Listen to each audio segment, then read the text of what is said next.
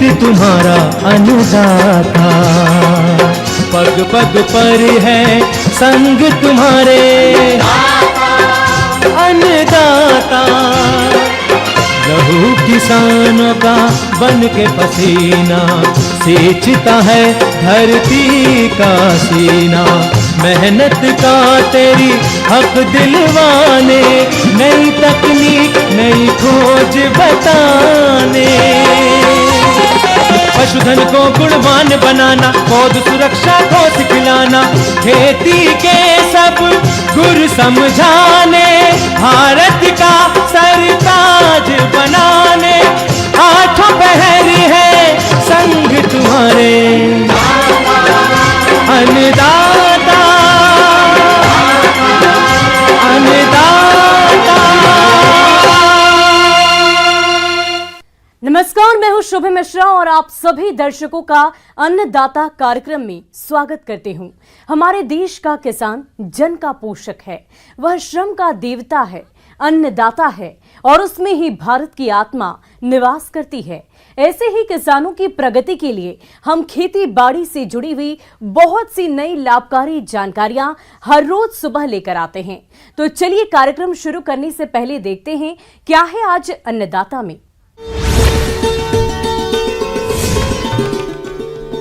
आंवला की तुड़ाई और बाद के जरूरी कार्य।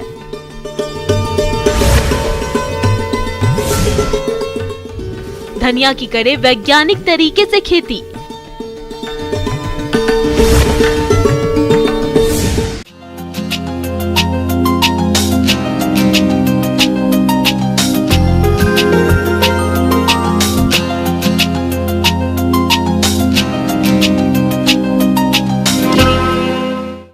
किसान भाइयों, आंवला के बाग में अगर फल तैयार हो चुके हैं तो इसकी तुड़ाई के समय और तुड़ाई के बाद कुछ बातों पर विशेष ध्यान दें, जिससे आपको अपनी उपज का भरपूर लाभ मिल सके।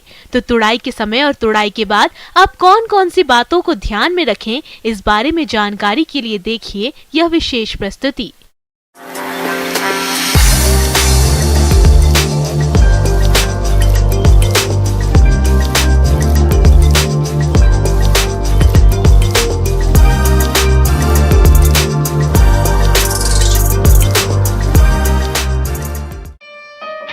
आंवला, जिसे अमृत फल के नाम से भी जाना जाता है, यह विटामिन सी का अच्छा स्रोत है, जिसका उपयोग लगभग सभी तरह की आयुर्वेदिक औषधियों में किसी न किसी रूप में किया जाता है।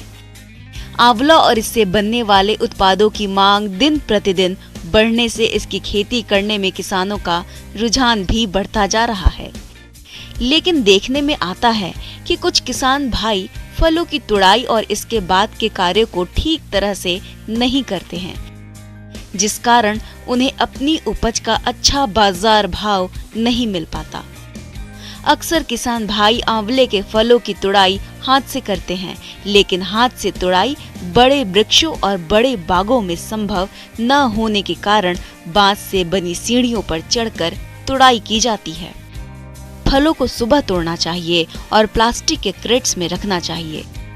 फलों को तोड़ते समय जमीन पर गिरने नहीं देना चाहिए, क्योंकि चोटिल फल पैकिंग और भंडारण के समय सड़कर अन्य फलों को भी नुकसान पहुंचाते हैं। आंवला के फलों को 3 श्रेणियों में उनके आकार, भार, रंग और पकने के समय के आधार पर ग्रेडिंग करना चाहिए। बड़े आकार के फल जिनका व्यास 4 सेंटीमीटर से अधिक होता है, उनको मुरब्बा बनाने के लिए प्रयोग में लाया जाता है। मध्यम आकार के फलों को अन्य परिरक्षित पदार्थ बनाने में और छोटे आकार के फलों को औषधीय उत्पाद जैसे च्यवनप्राश, त्रिफला इत्यादि बनाने में प्रयोग किया जाता है। कच्चे, चोटिल और रोगग्रस्त फलों को फेंक देना चाहिए। किसान भाइयों, आंवले के फलों की अच्छी तरह से पैकिंग न करने से लगभग 20% तक नुकसान होता है। इसलिए आंवले की पैकिंग करते समय अत्यधिक सावधानी रखने की आवश्यकता है। जूट की बोरियों और अरहर पौधे के तनों की टोकरियां आंवले की पैकिंग में प्रयोग की जाती है, जबकि इन पैकिंग पदार्थों में भार सहने की क्षमता कम होती है और रख रखाव भी उपयुक्त नहीं हो पाता। लगभग 40 से 50 किलोग्राम क्षमता की अरहर के तने द्वारा बनी टोकरियां आंवला की पैकिंग में प्रयोग की जाती है, जिनमें अखबार की परत और आंवला की पत्तियों को कुशन के रूप में प्रयोग किया जाता है। आंवला को दूर भेजने के लिए गत्ते से बने डिब्बों में पैकिंग करके भेजा जा सकता है। इस तरह किसान भाइयों, आप इन सभी पहलुओं को अपनाकर आंवले के बाग से अच्छी क्वालिटी की फलत लेकर अधिक आय कमा सकते हैं। और ब्रेक के बाद आप सभी दर्शकों का अन्नदाता में स्वागत है। चलिए अब रुक करते हैं अगली कड़ी की ओर।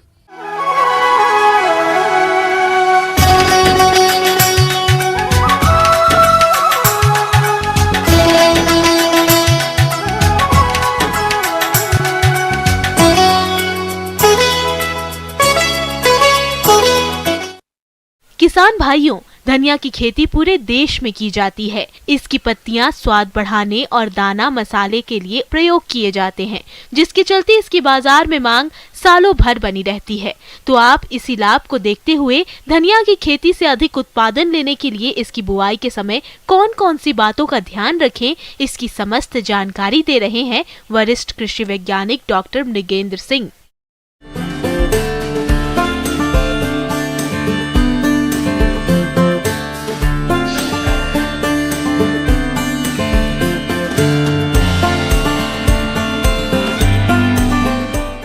किसान भाइयों, आज हम बात करेंगे धनिया की खेती के बारे में। जैसा कि आप सब जानते हैं कि धनिया हमारे यहाँ की मुख्य मसाला फसल है।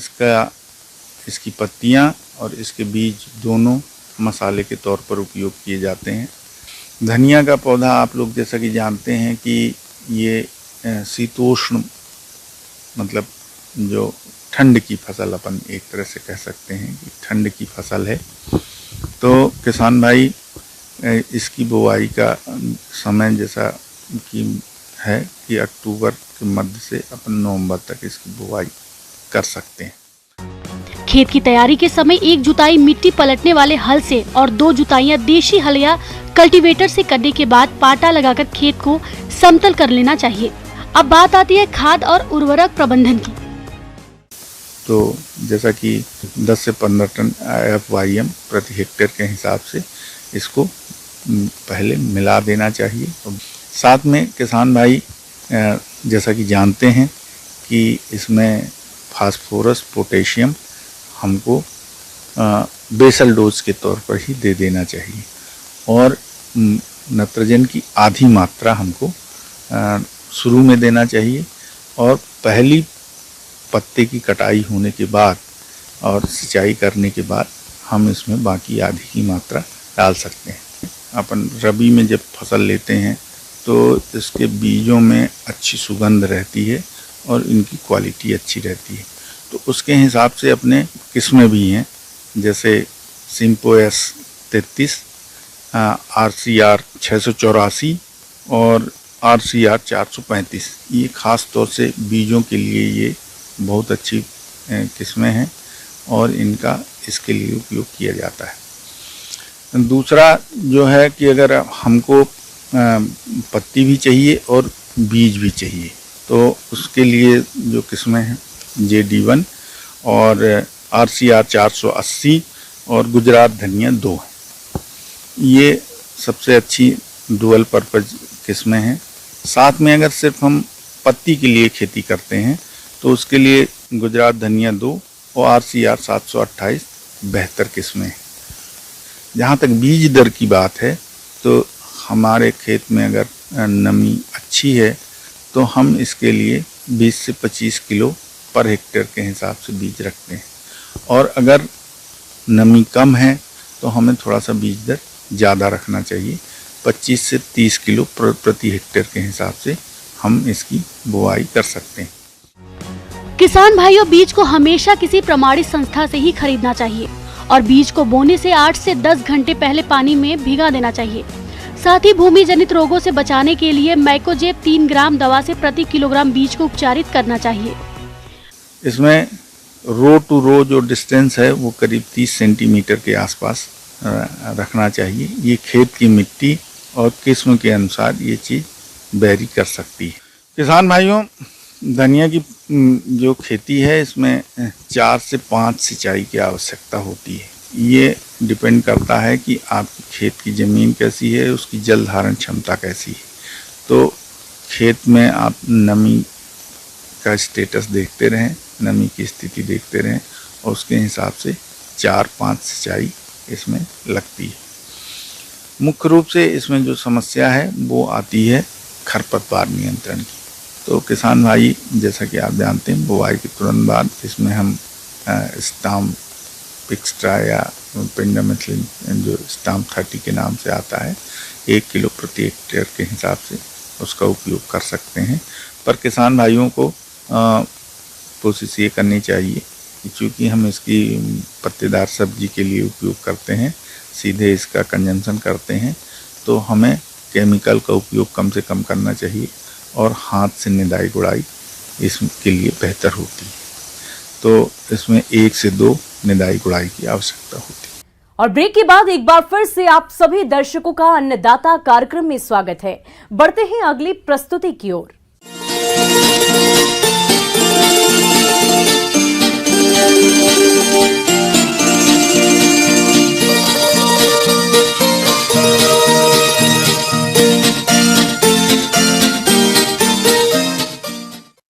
किसान भाइयों, आज बढ़ती बेरोजगारी को देखते हुए ये जरूरी है कि बदलते समय की मांग के अनुसार व्यवसायों को अपनाया जाए, तभी अच्छी आमदनी मिलेगी। अगर रंगीन मछलियों के पालन की बात करें तो ये व्यवसाय आज अच्छी आय का जरिया बनता जा रहा है।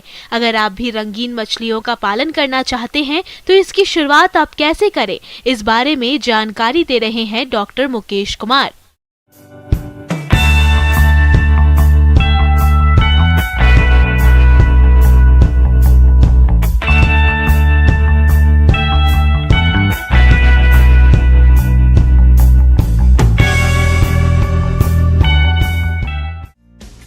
मछली एक्वेरियम एक जलीय प्राकृतिक सौंदर्य रूप है। बाजार में विभिन्न आकार और आकृति के एक्वेरियम आसानी से मिल जाते हैं, जिनमें आयताकार, गोल, वर्गाकार, त्रिकोण आदि काफी प्रचलित हैं। आप सुविधा के अनुसार इनका चयन कर सकते हैं, साथ ही इनको स्वयं घर पर भी बना सकते हैं। एक्वेरियम तैयार कर अनुकूलित करने के बाद उसमें विभिन्न प्रकार की रंग बिरंगी मछलियाँ पाली जाती है। सर्वप्रथम आप जिस साइज का एक्वेरियम रखना चाहते हैं, मैं 3 बाई 2 फुट का एक्वेरियम सजेस्ट करता हूं, जिसमें कि एक आप 3 से 4 मछलियां, छोटी प्रजाति गोल्ड फिश या आप जेब्रा फिश और भी अन्य मछलियां रख सकते हैं जो कि आप अपने में रखना चाहते हैं। रंगीन मछलियों के अनेक प्रजातियां हैं, पर इन्हें एक्वेरियम में एक साथ रखने के पहले जानना आवश्यक है कि ये एक दूसरे को हानि तो नहीं पहुंचाएगी। छोटी आकार की मछलियां रखना एक्वेरियम के लिए ज्यादा बेहतर माना जाता है, जिनमें शिशुजनक मछली जैसे गप्पी, शर्ड, टेल, प्लेटी, मौली आदि और अंडजनक मछली जैसे गौरामी, गोल्डफिश, एंजल, डॉलरफिश, पुंटियस आदि को पाल सकते हैं। आमतौर पर 2 से 5 सेंटीमीटर औसतन आकार की 50 मछलियां प्रति वर्ग मीटर जल में रखना ज्यादा बेहतर माना गया है। एक्वेरियम को खरीदने के बाद उसे सजाने से पहले अच्छी तरह से साफ पानी से धो लें। इसके बाद साफ बालू की परत बिछा दें और उसके ऊपर छोटे छोटे रंगीन पत्थर की एक परत को बिछा दें। पत्थर बिछाने के बाद थर्मोस्टेट, एरेटर और फिल्टर को लगा दें। एक्वेरियम में जलीय पौधा लगाने से ये और भी आकर्षक लगता है। इसके लिए बाजारों में आजकल तरह तरह के कृत्रिम पौधे और खिलौने उपलब्ध हैं। और किसी भी एक्वेरियम में पानी जो है वो 2/3 ही भरें, 1/3 भाग उसका खुला रखें, ताकि उससे हवा के आदान प्रदान में भी अच्छा होता है। और गर्मियों में तो हमें तापमान, वातावरण के अनुकूल जो पानी का तापक्रम रहता है उसको तो मेंटेन करने की आवश्यकता नहीं रहती है, लेकिन विंटर के सीजन में हमें तापक्रम को अनुकूलित करने के लिए हमें थर्मोमीटर का या रियोस्टेट की आवश्यकता पड़ती है। एक्वेरियम में भरा जाने वाला पानी क्लोरीन मुक्त होना चाहिए, इसलिए यदि नल का पानी हो तो उसे कम से कम 1 दिन संग्रह कर छोड़ देना चाहिए और फिर उस पानी को एक्वेरियम में भरना चाहिए। मछलियों का प्राकृतिक आहार प्लक्व है, परंतु एक्वेरियम में मुख्यतः कृत्रिम आहार का प्रयोग किया जाता है। बाजार में रंग बिरंगे आकर्षक पैकेटों में इनका आहार उपलब्ध है। आहार दिन में 2 बार निश्चित समय में 2% शरीर भार के अनुसार दिया जाना चाहिए। यह मात्रा जरूरत के अनुसार बढ़ाई या घटाई जा सकती है। भोजन उतना ही देना चाहिए जितना मछलियाँ तुरंत खाकर खत्म कर दे। सप्ताह में 1 या 2 बार प्लक भी खिलाना चाहिए, इससे मछलियों की चमक बनी रहती है। खाना आप सुबह शाम दे सकते हैं, और अगर उसमें कोई रोग लगता है बीच बीच में आप 15 दिनों पे या महीने में एक बार मिथिलीन ब्लू से पानी को 1% या 2% 2 ppm कर सकते हैं। अगर आपको मछलियों में कोई भी बाह्य परजीवी या कोई भी अन्य लक्षण नज़र आते हैं तो आप उसको 2 से 3 ppm पोटास में, क्योंकि एक्वेरियम मछलियों में अगर आप सामान्य रूप से अगर ध्यान देंगे तो रोग प्रबंधन करना बहुत ही आसान है। आप उनको आसानी से निकालें और स्नान बाथ की विधि से उसके रोग को प्रबंधित किया जा सकता है। एक्वेरियम में मछली पालन करते समय कुछ जरूरी बातों का ध्यान रखना चाहिए, जैसे थर्मोस्टेट द्वारा पानी का तापमान 34 डिग्री से 28 डिग्री सेल्सियस के बीच बनाए रखें। एरेटर द्वारा वायु प्रवाह निरंतर करें। पानी साफ रखने के लिए फिल्टर का उपयोग करें। एक्वेरियम में उपस्थित अनावश्यक आहार उत्सर्जित पदार्थों को प्रतिदिन साइफन द्वारा बाहर निकाल दें। हर 15 दिन में एक बार आधा पानी निकालकर स्वच्छ पानी भरना चाहिए। यदि कोई मछली मर जाती है तो उसे तुरंत निकाल दें। नर मादा मछलियों को एक साथ रख सकते हैं, लेकिन अगर उनसे अगर बच्चे होते हैं तो उन बच्चों को आप तुरंत ही अलग करें, नहीं तो मादा जो है बहुत सारी मछलियों की मादा जो है अपने बच्चों को नुकसान पहुंचाती है। इसलिए बच्चों को अलग सेग्रीगेट करके रख दें। और एरेशन जो है हमें हमेशा बनाए रखना है। सामान्यतः एक एरेटर काफ़ी होता है 3x2 फीट के एक्वेरियम के लिए। अगर इससे बड़ा एक्वेरियम है तो आप बड़े साइज का एरेटर ले सकते हैं। और मुझे बताते हुए बहुत हर्ष हो रहा है कि एक्वेरियम कीपिंग से जो है इसके बहुत सारे स्वास्थ्य लाभ भी हैं, जैसा कि अनिद्रा की शिकायत हो जिनको, या फिर ब्लड प्रेशर की शिकायत रहती है, वो सब अगर मछलियों को अपने घर में रखते हैं तो वास्तु की दृष्टि से यह अत्यंत महत्वपूर्ण है। और साथ ही साथ इससे आपको एक सुकून और शांति का भी एहसास होता है।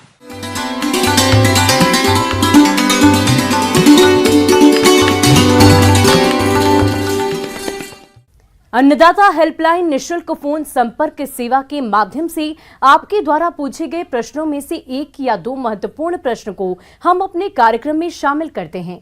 और इसी के तहत आज किसान का सवाल और उसका जवाब कुछ इस प्रकार है। आज के अन्नदाता हेल्पलाइन में जिस प्रश्न को कार्यक्रम में शामिल किया गया है उसे पूछा है ग्राम अमरपुरा, जिला कोटा के किसान रघुनंदन प्रसाद ने। आप कृषि आदान खरीदते समय बरती जाने वाली सावधानियों पर जानकारी चाहते हैं, तो रघुनंदन प्रसाद जी आपकी जानकारी के लिए प्रस्तुत है कार्यक्रम का यह अंश।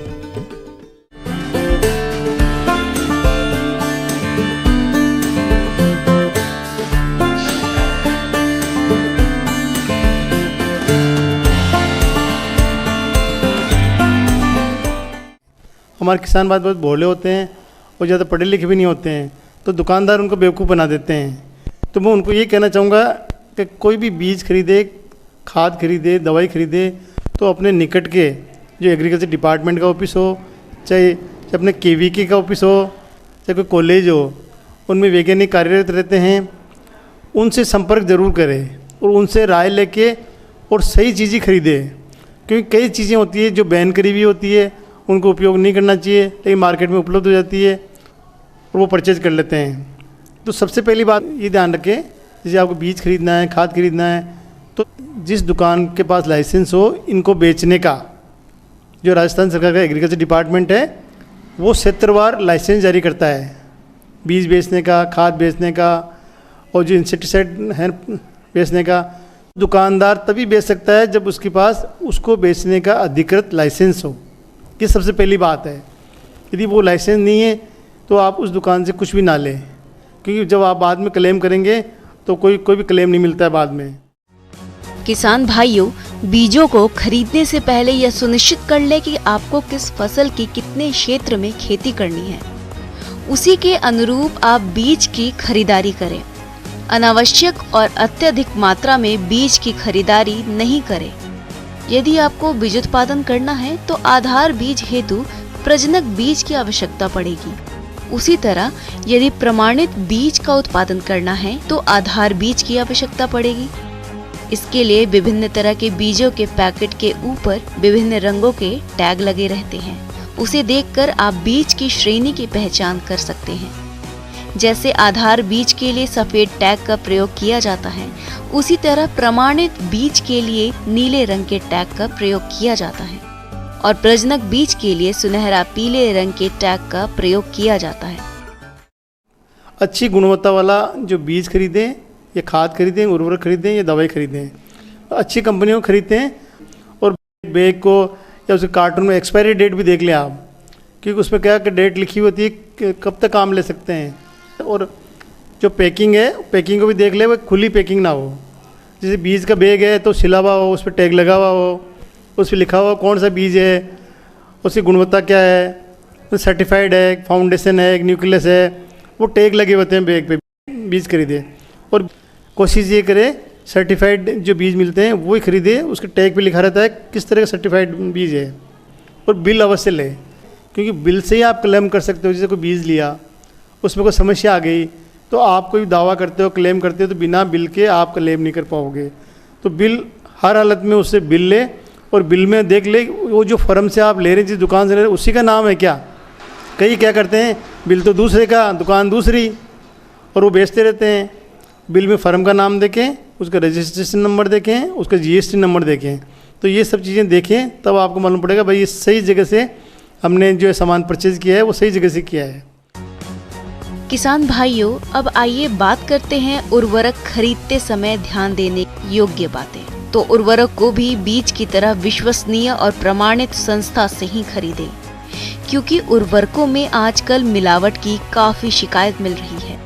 खुला हुआ उर्वरक नहीं खरीदना चाहिए, हमेशा इनका पूरा बैग ही खरीदें। साथ ही यह भी देख लें कि बैग कहीं से कटा फटा तो नहीं है या कहीं हाथ से सिलाई तो नहीं की गई। इसके अलावा यह भी देख लेना जरूरी है कि उर्वरक के बैग में ढेले तो नहीं बन गए हैं। ऐसे उर्वरकों को नहीं खरीदना चाहिए, क्योंकि इनकी क्वालिटी खराब हो जाती है। किसान भाइयों, अब आइए बात करते हैं रसायन खरीदते समय ध्यान रखने योग्य बातें। तो इनको भी बीज और उर्वरक की तरह किसी विश्वसनीय संस्था से ही खरीदें और खरीदते समय इनके उपयोग की अंतिम तिथि जरूर देख लें। इनके डिब्बे किसी प्रकार से क्षतिग्रस्त नहीं होने चाहिए और रसाब युक्त रसायन के डिब्बों को भी नहीं खरीदना चाहिए। डिब्बों की सील टूटी हुई नहीं होनी चाहिए।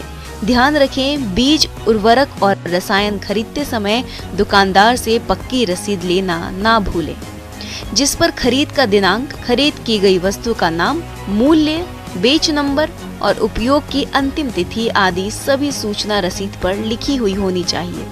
किसान भाइयों, बताई गई इन सभी बातों को ध्यान में रखकर यदि आप बीज, उर्वरक और रसायनों को खरीदते हैं तो आप धोखा और नुकसान से बच सकते हैं। साथ ही आप इन कृषि अदानों के प्रयोग से आने वाले समय में अधिक उपज प्राप्त कर लाभ कमा सकते हैं।